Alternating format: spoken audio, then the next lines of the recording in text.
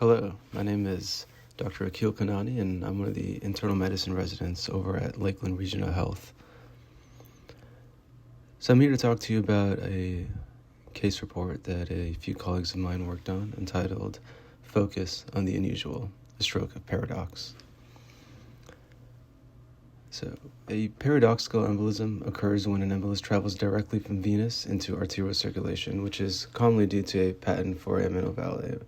Conventionally, the management of paradoxical emboli predominantly involves systemic anticoagulation and, in certain areas, surgical or percutaneous closure of the defect.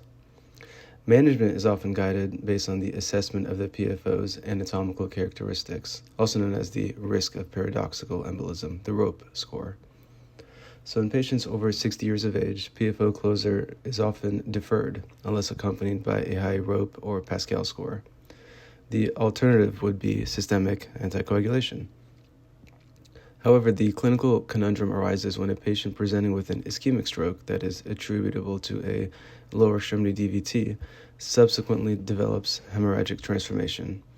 So here we present a case of paradoxical emboli where systemic anticoagulation and closure of PFO were deferred, and an alternative treatment provided greater benefit over assumed risk.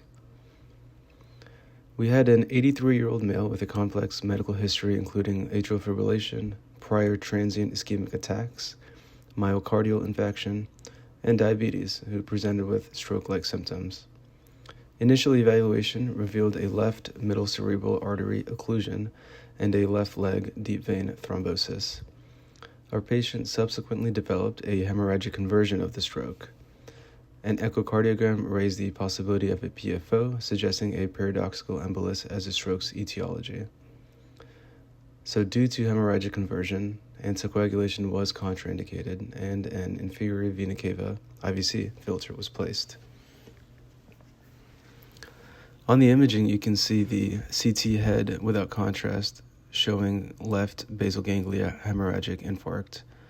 The parenchymal hemorrhage measures about 3 by 3.5 by 5.2 centimeters.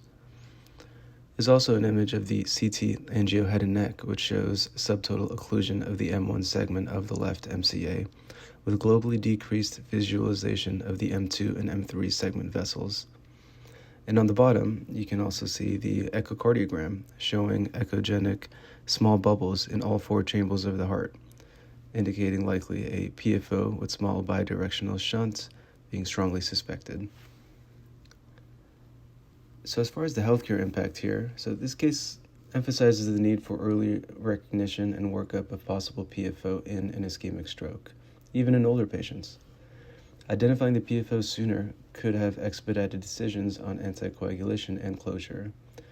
It also underscores the challenges of balancing stroke prevention and bleeding risk in complex patients. While deferring PFO closure or anticoagulation for IVC filter adapted standard recommendations to this clinical scenario, earlier PFO recognition may have allowed for initiation of anticoagulation prior to the hemorrhagic conversion. Finally, this case demonstrates the importance of multidisciplinary input and weighing multiple factors like stroke, bleeding risk, and patient preferences when devising a management plan. Additional options like vascular plugs or surgical PFO closure may have been reasonable here, but again, given the age and risk-benefit ratio, that was deferred. Overall, however, this case presents opportunities to improve care for paradoxical embolisms through optimized risk stratification, diagnosis timing, care coordination, and personalized management. So finally, this case is illustrative of the challenges in managing paradoxical embolism in a patient with contraindications to standard treatment protocols. The decision here to place an IVC filter, while not anticoagulating or closing the PFO, was made considering the patient's overall clinical status and the acute risk of further hemorrhage. This approach adapts to the usual guidelines, which recommends anticoagulation in the setting of suspected paradoxical emboli from DVT in a patient who is not a surgical candidate. This case also highlights the complexities of managing patients with multiple comorbidities, where treatment for one condition may exacerbate another.